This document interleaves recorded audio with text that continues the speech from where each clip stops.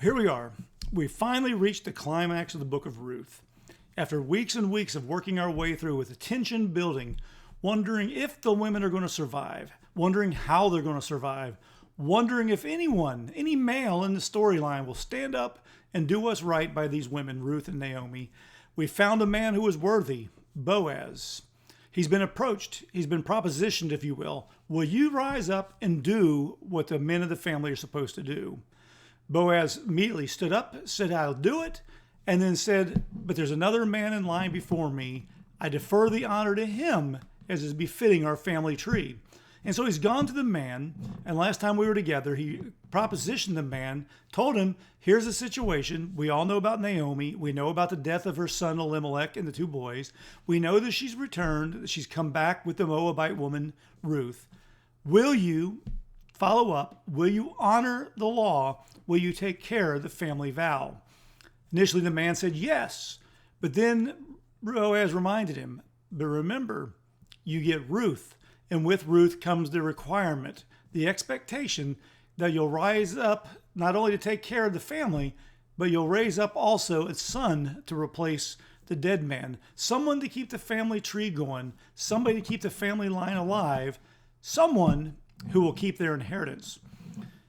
Taking it all into account, thinking through all the particular options and possibilities, the man realized that to do so would jeopardize the inheritance of his sons that he already had. And so he deferred. He said to Boaz, it's yours. I cannot do it. That's where we pick up this morning in verse 7 of chapter 4. Ruth 4, verse 7. Now this was the custom in former times in Israel concerning redeeming and exchanging. To confirm a transaction, the one drew off his sandal and he gave it to another. And this was the matter or manner of attesting in Israel. So when the Redeemer said to Boaz, buy it for yourself, he drew off his sandal. Then Boaz said to the elders and all the people, you are witnesses this day that I have bought from the hand of Naomi all that belonged to Elimelech and all that belonged to Chilion and Mahlon. Also Ruth the Moabite, the widow of Mahlon, I have bought to be my wife, to perpetuate the name of the dead in his inheritance, that the name of the dead may not be cut off from among his brothers and from the gate of his native place. You are witnesses this day. Then all the people who were at the gate and the elders said, we are witnesses. May the Lord make the woman who is coming into your house like Rachel and Leah, who together build up the house of Israel. May you act worthily in Ephrathah and be renowned in Bethlehem. And may your house be like the house of Perez, whom Tamar bore to Judah, because of the offspring that the Lord will give you by this young woman.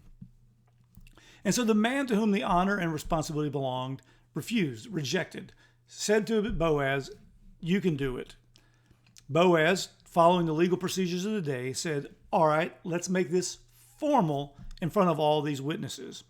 And so to confirm the transaction, as verse 7 says, to make it official, to make it binding, the original kinsman redeemer, the older gentleman, drew off a shoe or pulled off a sandal, and he gave it to Boaz.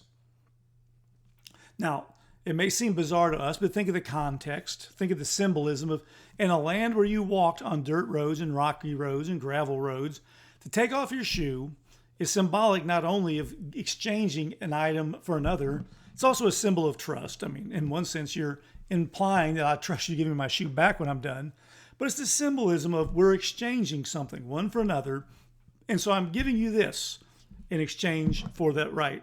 And so they took place in front of all these other witnesses, this exchange of the shoe, so as to imply, to visualize for the community that they were making an agreement, a binding contractual agreement between Boaz and the other, that the man had passed, and he'd passed on the responsibility and, if you will, the privilege to Boaz to take care of it. And so he said to Boaz in verse 8, buy it for yourself, and he drew off his sandal. Then Boaz said to the elders, the leaders of the community, as well as anybody else who was there at the city gate that day. Remember, the city gate is where they took much of their business to and did it there so they might have witnesses.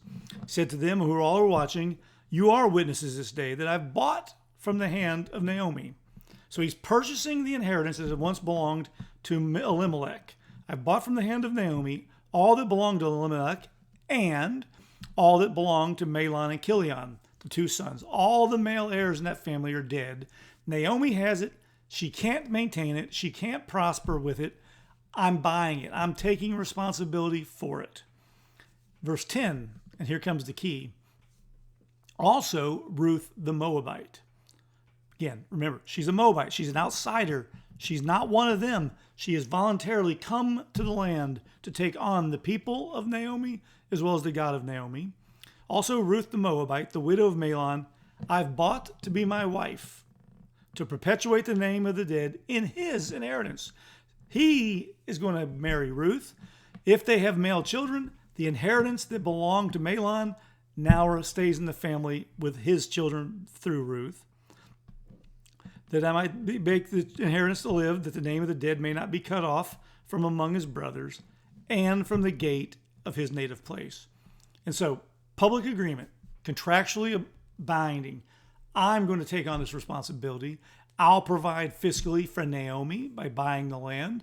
And I'm going to provide for Ruth, not only by marrying her, but also any children we have through her will be the inheritors of that land, ultimately keeping the land in the family of Elimelech through the two sons, and now the one, if you will, surviving widow, Ruth, who had come back to the land with Naomi.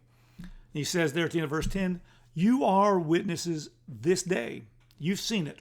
You now are also accountable for what you saw. But what comes next is amazing in that it's prophetic, in that it's profound, the wish of blessing that they cast upon Boaz.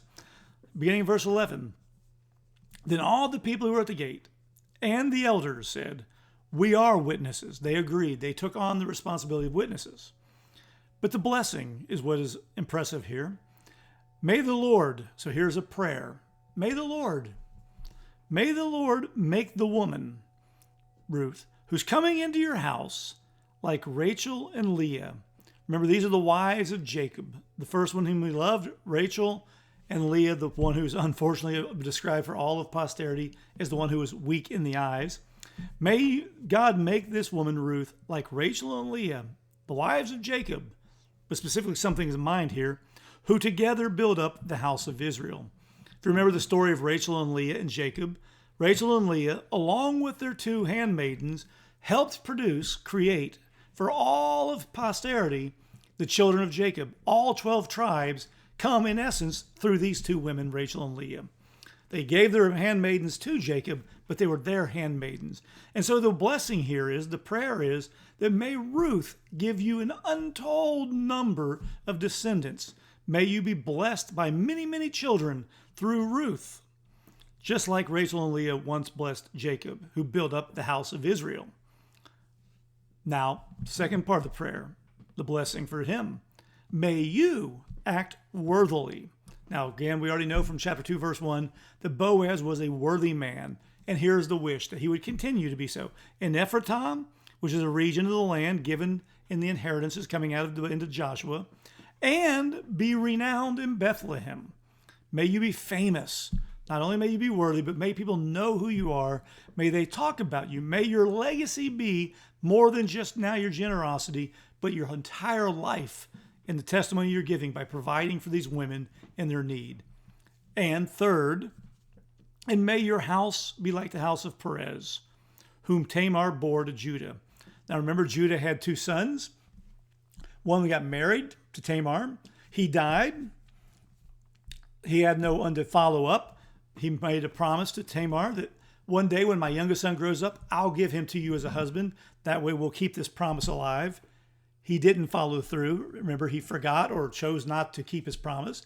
One day she tricked him to thinking she was a prostitute. She became pregnant by Judah himself and kept the family alive that way. And so now here's a third blessing pointing back to the Old Testament in the book of Genesis. May your house be like that of Perez, not like that of Judah, who didn't keep his word. He's keeping his word. May it be like the house of Perez, whom Tamar bore to Judah, because of the offspring that the Lord will give you by this young woman. May God bless you by keeping you, if you will, blessed with a large number of children. May he bless you in that you may be prosperous, or maybe a better way to put it here in light of all the talk of children and inheritors. May you be fruitful. May Ruth bring you many, many children. And may your house be like that of Perez, with a great inheritance, a great number of people in the family tree coming down the line from that. And so here it is.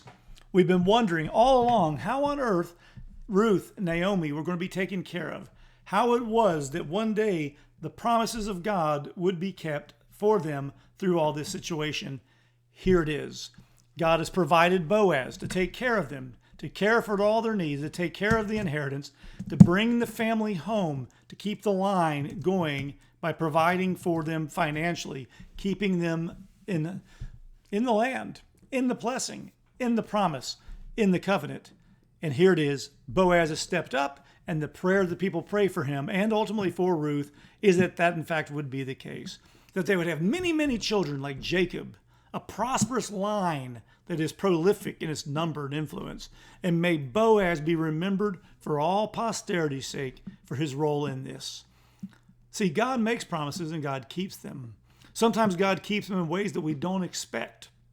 In this case, we didn't know how the story was going to end back in chapter 1. If you'd never read the book of Ruth before, you wonder if it can get any worse.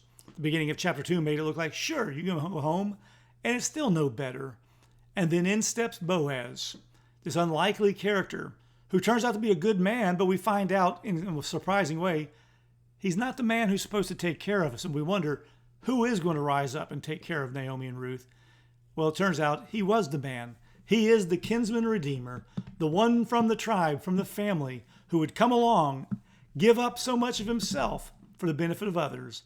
He's not a Christ figure, as they talk about in literature. He doesn't ultimately sacrifice his life for the benefit of the others, but he does sacrifice himself and the well-being of his family, potentially, that he might solve this problem for Ruth and Naomi.